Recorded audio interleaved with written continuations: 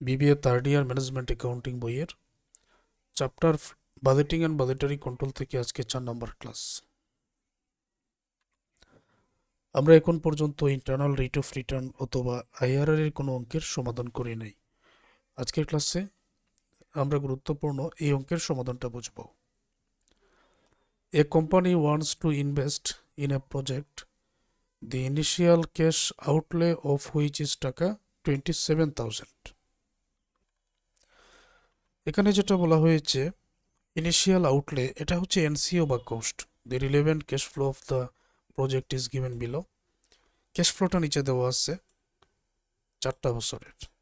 The firm cost of capital is 14%। এই ফার্মের cost of capital 14%। Calculate net present value, internal rate of return বা IRR. লক্ষণীয় বিষয় কি?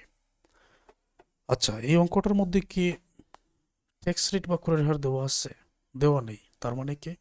তার মানে ট্যাক্স রেট বা করের হার একেবারে ট্যাক্সের টাকা বাদ দিয়ে তারপরে ক্যাশ ফ্লোটা এখানে দেওয়া হয়েছে।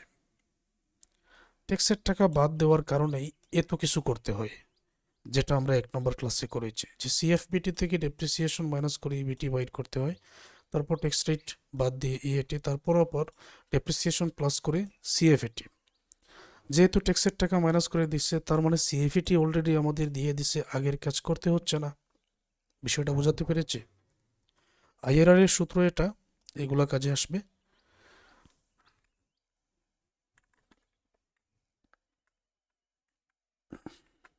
এই যে টেবিলটা, এইটা এই সিএফইটি পর্যন্ত আগের কাজ অলরেডি করে দিয়েছে, এটা তোমাকে করতে হবে না।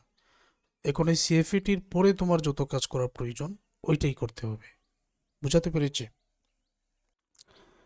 তাহলে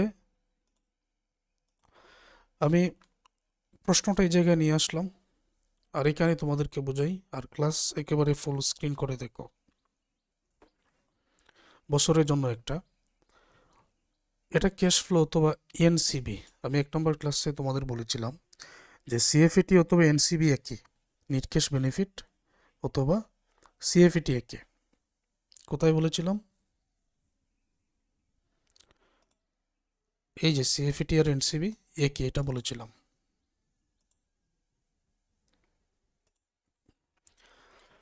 এই জন্য এই বছর 4টা আর এনসিবিগুলো এখানে বসানো হলো। 40%-এর ফ্যাক্টরটা আমরা বাইর করে নিব। আমরা যে 10%-এর ফ্যাক্টর বাইর করার নিয়মটা জেনেছিলাম, তো একই নিয়মে 40%-এর ফ্যাক্টরটা আমরা বাইর করে নিব। এই ফ্যাক্টরগুলো হবে, এটা কিন্তু অঙ্কের মধ্যে দেওয়া আছে, এটা অরিজিনাল কস্ট অফ ক্যাপিটাল। এই এনসিবি আর পিবিগুলো আমরা এখন গুণ করে নিব, গুণ করে প্রেজেন্ট ভ্যালু এগুলা পাবো, যোগ করে নিব। Total present value 28,156। এখন এই 20% কোথায় থেকে আসলো এটা তোমার এখন দেখার বিষয় না, তবে গড়টা তোমাকে কেটে রাখতে হবে। কেন? কারণ আইআরআর বাহির করতে হবে। আইআরআর বাহির করার জন্য 2টা এনপিভি প্রয়োজন, একটা হলো পজিটিভ আর একটা হলো নেগেটিভ। এখন প্রথমে যে 28,156, এটার এনপিভিটা আমি বাহির করি। সূত্র হলো total present value minus NCO.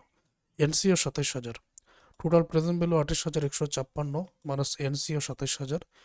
এটা বিয়োগ করলে প্লাসের একটা মান বের হবে 11,156। এটা হলো একটা পজিটিভ এনপিভি। যদি অরিজিনাল যে কস্ট অফ ক্যাপিটাল দেওয়া থাকবে ওইটা যদি পজিটিভ এনপিভি বাহির হয়, তখন আইআরআর নির্ণয় করার জন্য আরেকটা এনপিভি নেগেটিভ প্রয়োজন।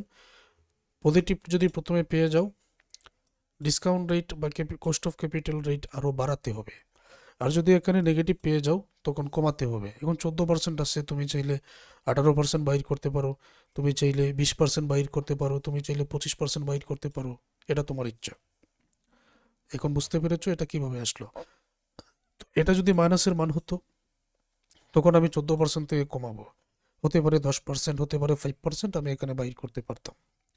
তো 20%-এর ফ্যাক্টর বাইর করা হলো। এই ফ্যাক্টরের গড়গুলো আর এনসিবির গড়গুলো সোজা সোজা গুণ হবে, গুণ হয়ে এই পিবিগুলো পাওয়া যাবে, যোগ করলে 25,176। প্রেজেন্ট ভ্যালু পাওয়ার জন্য এনসিবি আর এই ফ্যাক্টর অথবা সিএফএটি অথবা ফ্যাক্টর গুণ করে পিবি বাইর করতে হয়। এখন এই 20%-এর NPV total present value 25,176 minus NCO 27,000। এই যে দেখো মাইনাসের একটা মান চলে আসলো। দুইটা মান যেহেতু পেয়ে গেছি, এখন আমাদের জন্য খুবই সহজ হয়ে যাবে আইআরআর বাইর করাটা। আমি এই টেবিল এবং দুইটা এনপিভি এখানে রাখলাম, এই জায়গায় আইআরআরটা এখানে বোঝাচ্ছে। আইআরআর এর সূত্র ছিল এটা, এ দ্বারা বোঝায় লোয়ার ডিসকাউন্ট রেট, নিম্নবাট্টার হার যেটা এটা 14%, বি দ্বারা বোঝায় হাইয়ার ডিসকাউন্ট রেট 20%, সি দ্বারা বোঝায় NPV of lower discount rate মানে 14%-এর এনপিভি 1156, এটা সি এর মান। NPV of higher discount rate 20%-এর এনপিভি, এটা ডি এর মান মাইনাসের 1824। আইআরআর বাইর করতে হবে।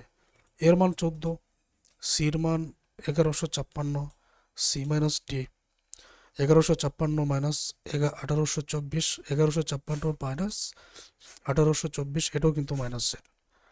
বির মান 20, এর মান 14, 20 থেকে 14 মাইনাস করলে এখানে 6, এখানে 14, 1156, এই দুইটা মাইনাসে মাইনাসে প্লাস, যোগ করলে 2980, 14%। 1156 এটাকে 6 দ্বারা গুণ, 2980 দ্বারা ভাগ করলে 2.33%, যোগ করে নাও 14.33%। আইআরআরটা বের হয়ে গেছে। তারপর আমাদের অঙ্কের মধ্যে দুইটা রিকোয়ারমেন্ট, প্রেজেন্ট ভ্যালু, আইআরআর। তো প্রেজেন্ট ভ্যালু তো আমরা বাইর করেছি, এই যে 14%-এর প্রেজেন্ট ভ্যালু, এটা 1 নম্বর রিকোয়ারমেন্ট। আর 2 নম্বর রিকোয়ারমেন্ট বাইর করতে গিয়ে আরেকটা এনপিভি এর প্রয়োজন হলো, এবং ফাইনালি আমরা আইআরআরটা পেয়ে গেলাম।